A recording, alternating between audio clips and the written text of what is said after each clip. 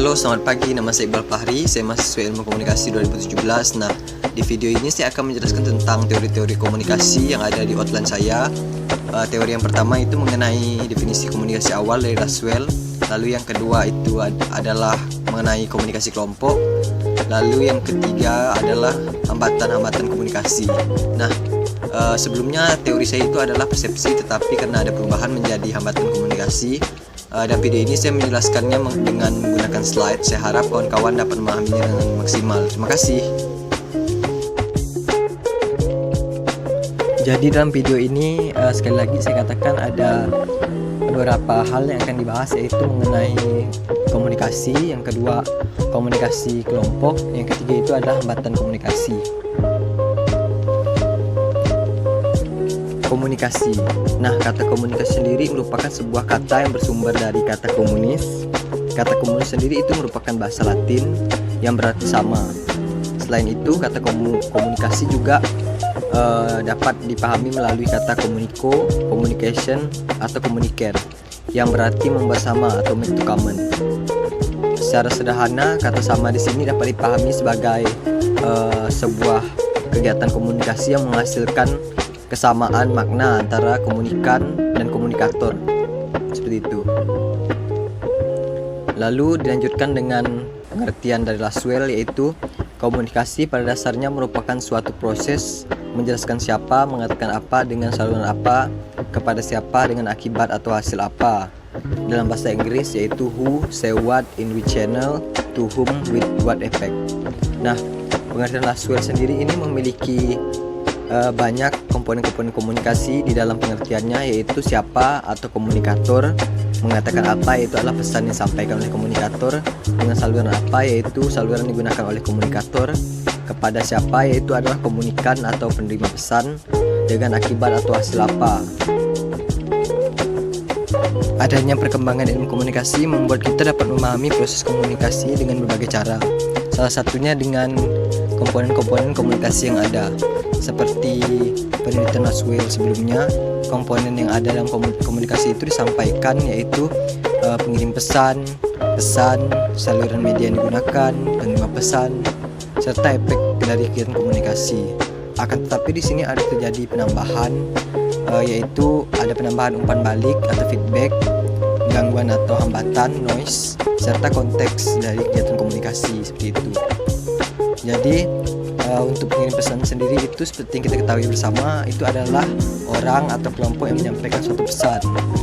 Nah, pesan sendiri itu adalah sebuah informasi atau hal-hal yang ingin disampaikan kepada komunikan, di mana pesan sendiri terdiri dari simbol-simbol seperti kata-kata dan bahasa.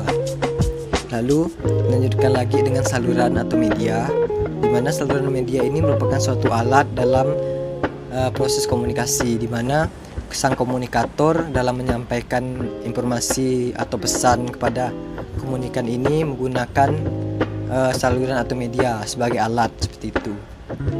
Lalu umpan balik, di mana setelah menerima pesan, sang komunikan ini memberikan umpan balik berupa responnya terhadap kegiatan komunikasi, responnya terhadap pesan yang ada dalam kegiatan komunikasi, seperti itu.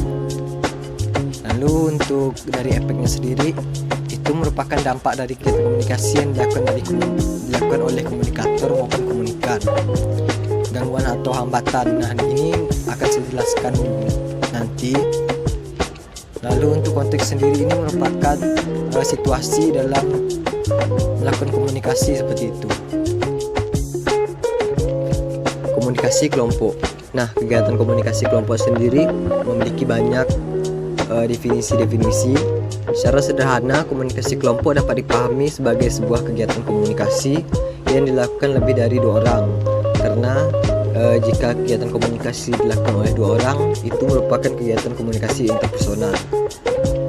Nah, Michael Burgon memiliki definisi komunikasi yaitu sebagai sebuah interaksi secara langsung dari beberapa individu untuk berbagi informasi dan mendiskusikan suatu masalah, di mana antar individu tersebut memiliki ketertarikan yang sama dalam interaksi tersebut. Nah, jadi menurut Michael Burgot sendiri, kegiatan komunikasi kelompok ini dilakukan oleh beberapa individu yang pasti lebih dari 2 orang, di mana kegiatan tersebut adalah mendiskusikan suatu masalah atau membicarakan suatu masalah. Pesan yang ada di dalam komunikasi kelompok itu mengenai suatu hal masalah yang dipikirkan oleh beberapa individu tersebut dalam interaksi kegiatan komunikasi seperti itu. Lalu Rahmat sendiri memiliki definisi sendiri mengenai komunikasi kelompok. Komunikasi kelompok ini digunakan untuk saling bertukar informasi, penambahan pengetahuan, memperteguh atau mengubah sikap perilaku, mengembangkan kesehatan jiwa dan meningkatkan kesadaran. Jadi komunikasi kelompok ini dapat kita pahami sebagai sebuah kegiatan komunikasi yang cukup kompleks, di mana di dalamnya memiliki komunikator dan komunikan yang banyak seperti itu.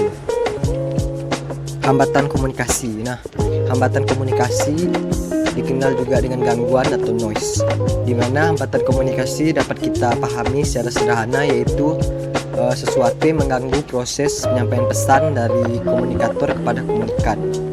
Apabila kegiatan komunikasi ini berlanjut terus-menerus, maka dapat terjadi miskomunikasi antara komunikator dan komunikan dan menghasilkan komunikasi yang tidak efektif seperti itu. Nah, De Vito memiliki sebuah pengertian dari hambatan komunikasi, di mana De Vito beranggapan bahwa hambatan komunikasi adalah segala sesuatu yang dapat mendistorsi pesan, hal apapun yang menghalangi penerima menerima pesan. Nah, jadi dari pengertian De Vito sendiri beranggapan bahwa hambatan komunikasi ini membuat pesan yang disampaikan kepada komunikan dari komunikator itu tidak tersampaikan secara maksimal. Hambatan komunikasi dapat terjadi dari berbagai macam faktor. Faktor tersebut bisa berasal dari komunikator, komunikan maupun media yang digunakan dalam berkomunikasi, serta pesan itu sendiri seperti itu. Nah, menurut Rusanto, faktor-faktor yang menjadi hambatan komunikasi terdiri dari 3 macam, yaitu hambatan bersifat teknis, yang kedua hambatan semantik, yang ketiga hambatan perilaku. Untuk hambatan yang bersifat teknis sendiri ini memiliki berbagai macam faktor, yaitu kurangnya sarana prasarana dan diperlukan dalam proses komunikasi, penggunaan teknis dan metode komunikasi yang tidak sesuai, kondisi fisik yang tidak memungkinkan terjadinya proses komunikasi, di mana kondisi fisik ini terbagi lagi menjadi 3 macam kondisi fisik. Kondisi fisik yang pertama adalah kondisi fisik manusia sendiri, yaitu komunikator maupun komunikan.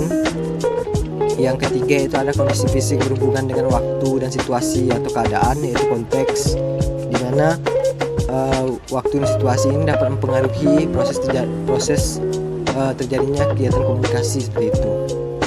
Lalu yang ketiga adalah kondisi peralatan media. Nah, media ini adalah atau peralatan ini adalah mendukung terjadinya proses komunikasi juga, karena tanpa media atau peralatan manusia tidak dapat melangsungkan kegiatan komunikasi.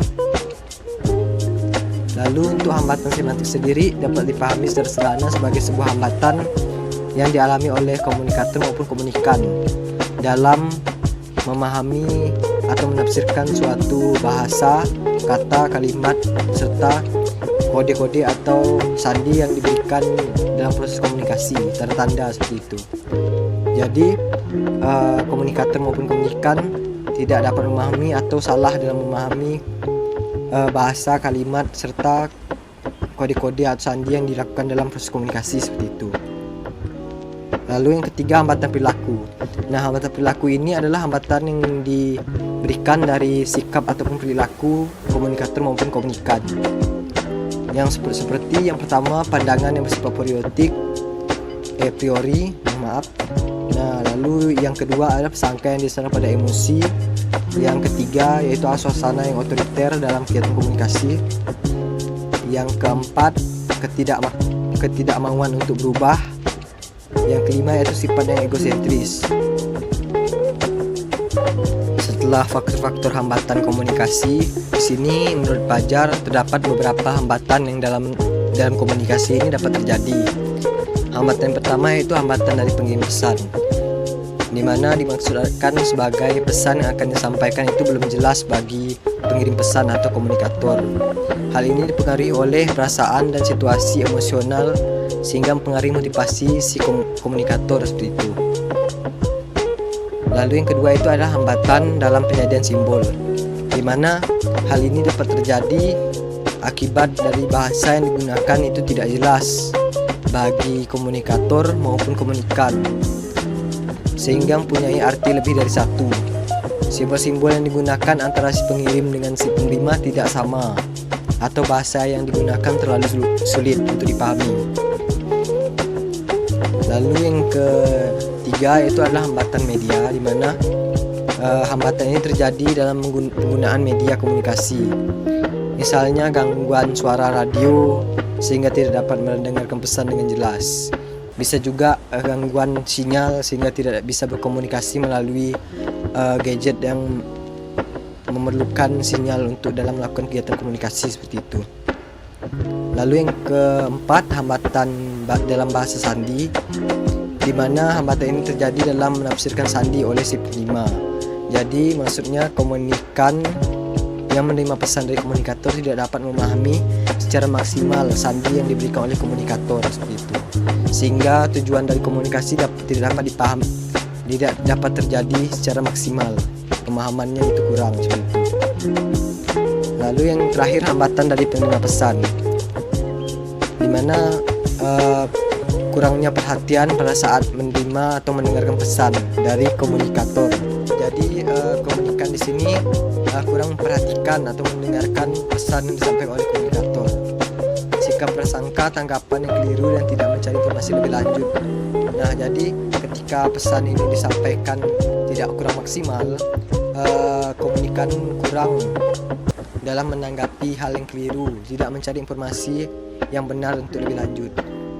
Nah, jadi sekian dari presentasi mengenai komunikasi kelompok dan hambatan komunikasi. Saya harap dapat dipahami secara maksimal. Terima kasih.